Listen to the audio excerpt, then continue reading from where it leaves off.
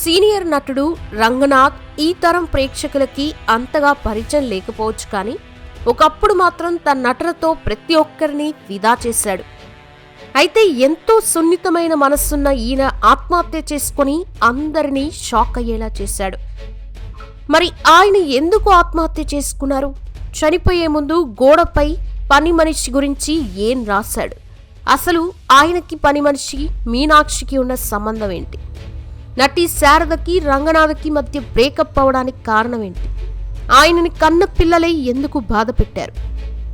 అంతలా రంగనాథ్ ఏం చేశారు అనే నమ్మలేని నిజాలు ఈ వీడియోలో తెలుసుకుందాం. వీడియోని స్కిప్ చేయకుండా ఎండ్ వరకు చూడండి. తిరుమల సుందర శ్రీ రంగనాథ్ అలియాస్ రంగనాథ్. ఇతను 1949 జూలై 17న తమిళనాడులోని మద్రాసులో ఒక మధ్యతరగతి కుటుంబంలో జన్మించారు. తండ్రి టిఆర్ సుందర్రాజు, తల్లి జానకీదేవి. ఇతనికి 2 అన్నలు, 2 తమ్ములతో పాటు ఒక చెల్లెలు కూడా ఉంది. ఇతని పూర్వీకులు ఆంధ్రప్రదేశ్లోని ఒంగోలుకి చెందినవారై ఉండడంతో ఆ తర్వాత పని నిమిత్తం కర్ణాటకలో సెటిల్ అయ్యారు. ఇక వీరి 3వ అబ్బాయి రంగనాథ్. ఇదిలా ఉన్నప్పుడే రంగనాథ్ తండ్రి అనారోగ్యం కారణంగా హఠాత్తుగా మరణించడంతో ఇంటి బాధ్యతలన్నీ తల్లి మీదే పడ్డాయి. ఇక తల్లికి తెలిసిన ఒకే పని సంగీతం. అలా వీరుండే ఊర్లోనే పిల్లలకి సంగీతాన్ని నేర్పిస్తూ కుటుంబాన్ని పోషించేది. కానీ వీరి ఫ్యామిలీ పెద్దగా ఉండడంతో తన మొదటి 2 కొడుకులకి చదువు మార్పించి మద్రాసులో తనకు తెలిసిన వారి దగ్గర పనిలో చేర్పించింది. అలా రంగనాథ్ 3వ వాడవడంతో తన స్కూలింగ్ని ఒంగోలులోని ప్రాథమిక పాఠశాలలో చదివాడు. చదువులో చురుగ్గా ఉన్న రంగనాథ్ బాగా చదివి ఫ్యామిలీని బాగా చూసుకోవాలని డిసైడ్ అయ్యాడు. ఇదిలా ఉంటే రంగనాథ్ తల్లితో కలిసి అప్పుడప్పుడు మద్రాసుకి వెళ్ళొస్తూ ఉండడంతో అక్కడ ఉండే సినిమా అట్మాస్ఫియర్ని చూసి రంగనాథ్కి సినిమాల మీద ఇంట్రెస్ట్ ఏర్పడింది. ఇక తన కొడుకుల్లో కాస్త అందంగా హైట్ ఉండి మంచి తెలివితేటలతో ఉన్న రంగనాథ్ని సినిమాల్లోకి చేర్పించాలని జానకి అనుకుంది. అందుకు రంగనాథ్ ఇంటర్ పూర్తయ్యాక ఫ్యామిలీ మొత్తం మద్రాస్కి షిఫ్ట్ అయ్యారు. ఇక మద్రాస్కి వెళ్ళాక రంగనాథ్ సినిమా ఛాన్సుల కోసం ట్రై చేస్తూనే మరోవైపు తన BA డిగ్రీ కోసం తిరుపతిలోని శ్రీ వెంకటేశ్వర విద్యాలయంలో జాయిన్ అయ్యాడు. అలా ఒకవైపు చదువుకుంటూ మరోవైపు సినిమా ఛాన్సుల కోసం ట్రై చేస్తున్నా ఎవరూ ఇతనికి ఛాన్స్ ఇచ్చేవారు కాదు. ఇక వీరి అన్నలకి పెళ్ళయి వారి ఫ్యామిలీస్తో సెపరేట్గా ఉండడంతో ఇంటి ఆర్థిక పరిస్థితులు దారుణంగా మారి కుటుంబ బాధ్యతలన్నీ రంగనాథ్ మీదే పడ్డాయి.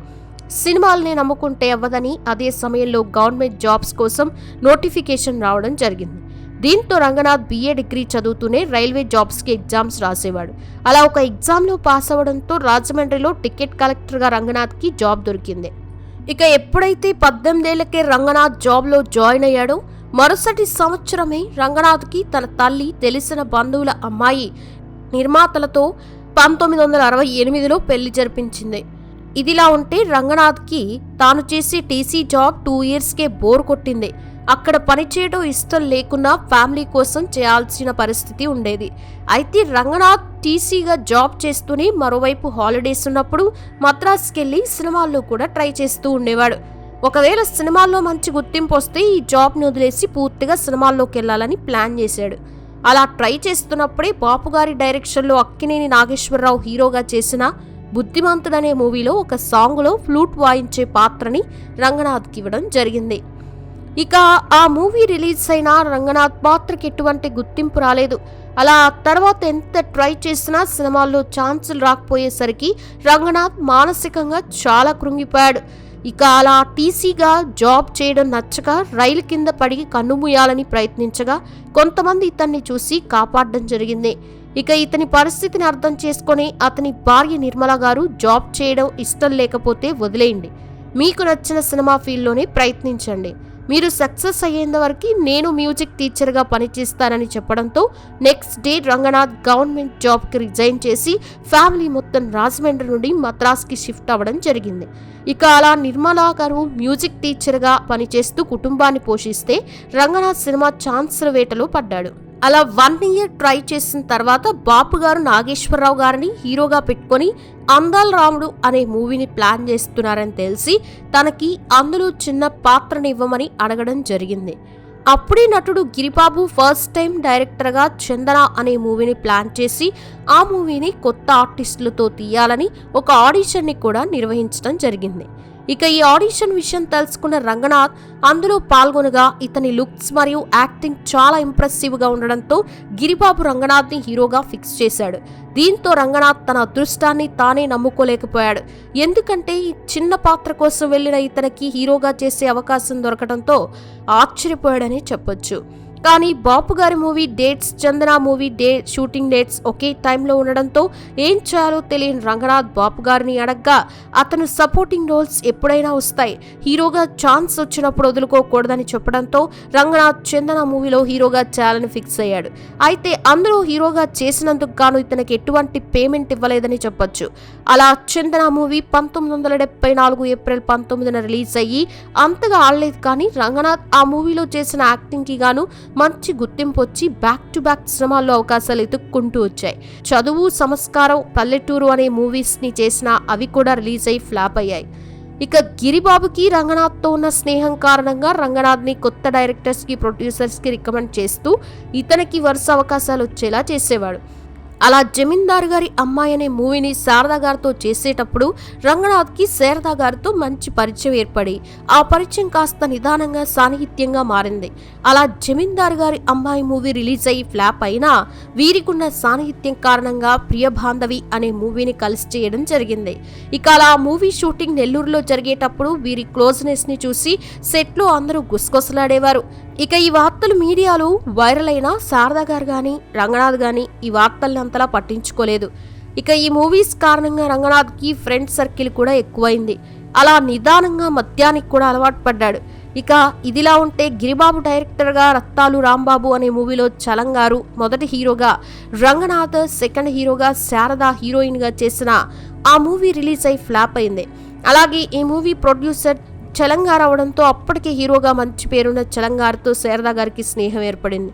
ఆ స్నేహం కాస్త నిదానంగా సాన్నిహిత్యంగా మారి వీరిద్దరూ ప్రేమలో పడ్డారు. ఇక ఎప్పుడైతే శారదా గారు చలంగారుతో క్లోజ్ గా ఉన్నారో అప్పటి నుండి రంగనాథ్కి శారదా గారితో ఉన్న ఫ్రెండ్షిప్ కి పుల్ స్టాప్ పడిందని చెప్పొచ్చు. ఇక ఇదిలా ఉంటే అమెరికా అమ్మాయి అనే మూవీలో రంగనాథ్ గ్లామర్ క్వీన్ గా పిలువబడే దీపాతో యాక్ట్ చేసేటప్పుడు వీరిద్దరికి మంచి స్నేహం పెరిగి ఆ స్నేహం కాస్త సన్నిహితంగా మారి వీరిద్దరూ క్లోజ్ గా ఉండేవారు.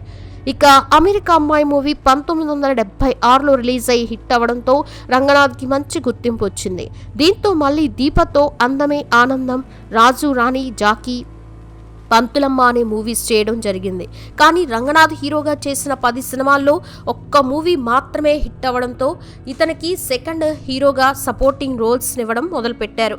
దీంతో రంగనాథ్కి వేరే ఆప్షన్ లేక వచ్చిన పాత్రల్ని చేస్తూ ఉండేవాడు. అలా 1974లో స్టార్ట్ అయిన తన సినిమా జర్నీ 1977 వచ్చేసరికి చిన్న చితక పాత్రలు రావడంతో తన సినిమా కెరియర్ ముగిసిందనుకున్నాడు. కానీ క్షేత్ర అనే మూవీ షూటింగ్లో కృష్ణంరాజు గారిని రంగనాథ్ గిరిబాబు ద్వారా కలవడం, అలా మాటల్లో కృష్ణంరాజు గారు రంగనాథ్ని విలన్ రోల్స్ ని నీకు మంచి పర్సనాలిటీ ఉంది కాబట్టి ఖచ్చితంగా క్లిక్ అవుతామని చెప్పడంతో అందుకు రంగనాథ్ కృష్ణంరాజు గారి మాటని ఒప్పుకున్నాడు. దీంతో కృష్ణంరాజు గారు హీరోగా నటించిన గువ్వల జంట అనే మూవీలో రంగనాథ్ విలన్ పాత్ర చేయడంతో తన సెకండ్ ఇన్నింగ్స్ ని స్టార్ట్ చేశాడు. అలా ఈ మూవీ 1981లో రిలీజ్ అయ్యి అంతగా ఆడకపోయినా కృష్ణంరాజు గారు తాను యాక్ట్ చేసిన అల్లుడు పట్టిన భరతం, విశ్వనాథ నాయకుడు, ధర్మతేజ, సింహ స్వప్నం, అంతిమ తీర్పు అనే మూవీస్లో రంగనాథ్కి మంచి క్యారెక్టర్స్ ఇస్తూ సపోర్ట్ చేస్తూ ఉండేవారు. ఇక ఎప్పుడైతే కృష్ణంరాజు గారు రాజకీయాల్లో బిజీ అయ్యారో అప్పటి నుండి సినిమాలని కూడా తగ్గించారు. అలా ఆ తర్వాత రంగనాథ్ చిరంజీవి గారి సపోర్ట్తో కొన్ని మూవీస్ని చేయడం మొదలుపెట్టారు. అలా ఖైదీ, ఆలయ శిఖరం, అడవి దొంగ, చిరంజీవి వేట, దొంగముగుడు అని చిరంజీవి గారితో మోస్ట్ ఆఫ్ ద సినిమాల్లో చేయడంతో రంగనాథ్ కొద్ది రోజుల్లోనే స్టార్ విలన్ గా ఎదిగాడు. ఇక అప్పటి విలన్స్ లో హైయెస్ట్ రెమ్యునరేషన్ తీసుకున్న ఆర్టిస్ట్ రంగనాథ్ గారే చెప్పొచ్చు. ఇదిలా ఉంటే ప్రకాష్ రాజ్, నాజర్, రఘువరన్ లాంటి ఆర్టిస్టులని విలన్ పాత్రల కోసం తెలుగులోకి తీసుకురావడం మొదలుపెట్టారు. దీంతో రంగనాథ్కి నిదానంగా ఛాన్సులు తగ్గుతూ వచ్చాయి. ఇక సినిమా ఇండస్ట్రీకి వచ్చినప్పటి నుండి రంగనాథ్కి సినిమా డైరెక్టర్ చేయాలనే ఇంట్రెస్ట్ చాలా ఉండేది.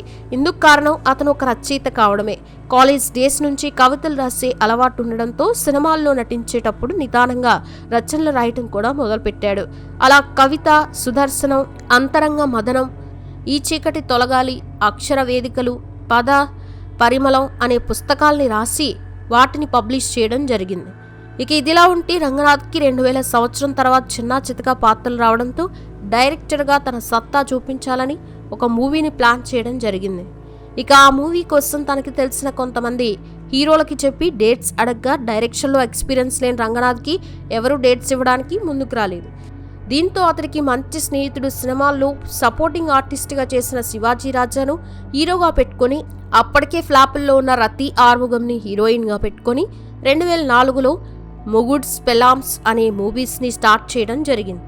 ఇక ఆ మూవీకి రంగనాథ్ వన్ ఆఫ్ ద ప్రొడ్యూసర్గా వ్యవహరించడం విశేషం. మొగుడ్స్ పెలామ్స్ మూవీ 2005 అక్టోబర్ 29న రిలీజ్ అయి ఫ్లాప్ అయింది. దీంతో రంగనాథ్ డైరెక్షన్కి ఫుల్ స్టాప్ పెట్టేశాడు. ఇక ఇదిలా ఉంటే రంగనాథ్ భార్య 1995లో అపార్ట్మెంట్ బాల్కనీలో బట్టలారేసేటప్పుడు కాల్ జారి కింద పడిపోయింది. దీంతో ఆమె సివియర్గా గాయపడి నడుము విరిగి 2 కాళ్ళు చచ్చుబడిపోయాయి. ఇలా ఆమె మంచానికే పరిమితం అవ్వాల్సిన పరిస్థితి వచ్చింది. ఇక అప్పటికే రంగనాథ్ తన 3 పిల్లలకి పెళ్లి చేసి లైఫ్లో సెటిల్ చేశాడు. అలా తన కూతురు హైదరాబాద్లో ఉంటే ఒక కొడుకు దుబాయ్లో, మరో కొడుకు చెన్నైలో ఉండేవాడు. దీంతో తన భార్యని రంగనాథే చూసుకునేవాడు. ఇక ఇదిలా ఉంటే సున్నిత మనస్తత్వం కలిగి ఉన్న రంగనాథ్ ఒకవైపు సినిమాలు షూటింగ్ చేస్తూ మరోవైపు భార్యను చూసుకుంటూ ఉండడంతో ఆ ఒత్తిడిని తట్టుకోలేక మద్యానికి బానిసయ్యాడు. ఇక అదే సమయంలో తాను తీసిన మూవీ ఫ్లాప్ అవ్వడం, అందుకు తోడు తనకి రావాల్సిన క్యారెక్టర్స్ని ఇతర ఆర్టిస్టులకు ఇవ్వడంతో మానసికంగా మరింత కృంగిపోయాడు. అలా ఈ బాధ నుండి డైవర్ట్ అవటానికి భాగవతం అనే సీరియల్ ద్వారా స్మాల్ స్క్రీన్లోకి అరంగేటం చేశాడు. ఇక ఆ సీరియల్ హిట్ అవ్వడంతో ఎస్ఎస్ రాజమౌళి డైరెక్షన్లో శాంతి నివాసం అనే సీరియల్లో చేసి మంచి ఆదరణ పొంది సామాన్య జనాలకి రంగనాథ్ దగ్గరయ్యారు. అలా ఈ సీరియల్స్లో వచ్చిన మంచి పాపులారిటీతో మళ్ళీ ఇతనికి సినిమాల్లో క్యారెక్టర్ ఆర్టిస్ట్గా ఛాన్సులు రావడం మొదలయ్యాయి. కానీ ఆ పాత్రలకి 1-2 రోజులకు పైగా షూటింగ్ ఉండేది కాదు. ఇదిలా ఉన్నప్పుడే రంగనాథ్ గారి భార్య నిర్మలా గారు 13 ఏళ్ల మంచానికి పరిమితం అవడంతో ఆమె హెల్త్ చాలా సీరియస్ అయి 2009లో ఈ లోకాన్ని వదిలి వెళ్ళిపోయారు. అలా తనకి అన్ని విధాలుగా సపోర్ట్గా ఉన్న భార్య మరణంతో రంగనాథ్ మరింత కృంగిపోయి ఒంటరివాడయ్యాడు. ఇక ఈ ఒంటరితనాన్ని పోగొట్టుకునేందుకు షూటింగ్స్లో పాల్గొందామంటే అందుకు అతనికి ఎవరూ ఛాన్స్ ఇచ్చేవారు కాదు. ఇక అలా ఇతను ఒంటరిగా ఉండడంతో సరైన టైంకి భోజనం చేసేవాడు కాదు.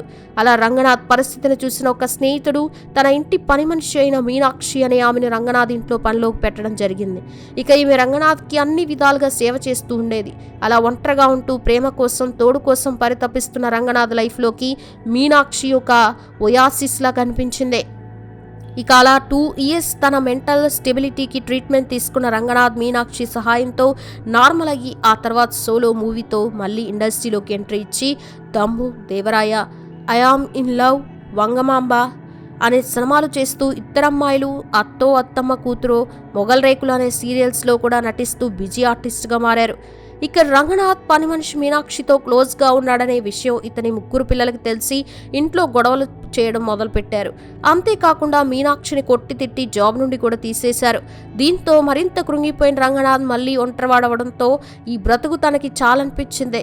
ఇక అలా పిల్లలు తన ఒంటరితనాన్ని అర్థం చేసుకోలేకపోవడంతో తన పిల్లల మీద ఉన్న కోపంతో ఉన్న ఇల్లు, డబ్బంతా పని మనిషి మీనాక్షి పేరు మీద రాయడం జరిగింది.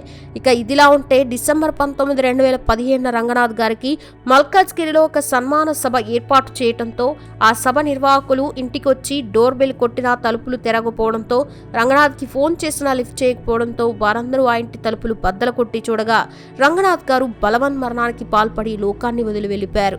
ఇక అతను ఈ నిర్ణయం తీసుకునే ముందు రోజు రాత్రి తన రూమ్ గోడ మీద ఒక స్కెచ్ పెన్తో బీరువాలో ఉన్న ఆంధ్ర బ్యాంక్ బాండ్స్ని, ప్రాపర్టీ పేర్లని పని మనిషి మీనాక్షికి అప్పగించండి, డోంట్ ట్రబుల్ హర్ అని రాయడంతో ఈ వార్తలు అప్పట్లో వైరల్ అయ్యాయి. ఇక అలా ఎంత పేరు, డబ్బు ఉన్న ఒంటరితనం కారణంగా రంగనాథ్ గారు తన 66 ఏళ్లకి మనందరినీ వదిలి వెళ్ళిపోవడం బాధాకరం అని చెప్పొచ్చు. ఇప్పటి వరకు రంగనాథ్ గారు హీరోగా, సపోర్టింగ్ ఆర్టిస్ట్గా 250 సినిమాల్లో నటించారు. రంగనాథ్ గారి విషయంలో తప్పెవరిదని మీరు అనుకుంటున్నారు? మీ అభిప్రాయాన్ని కామెంట్స్లో చెప్పండి. ఇది ఫ్రెండ్స్ రంగనాథ్ గారి గురించి కొన్ని నమ్మలేని నిజాలు. వీడియో నచ్చితే లైక్ చేయండి, షేర్ చేయండి, ఛానల్ని సబ్స్క్రైబ్ చేసుకోండి. Thanks for watching.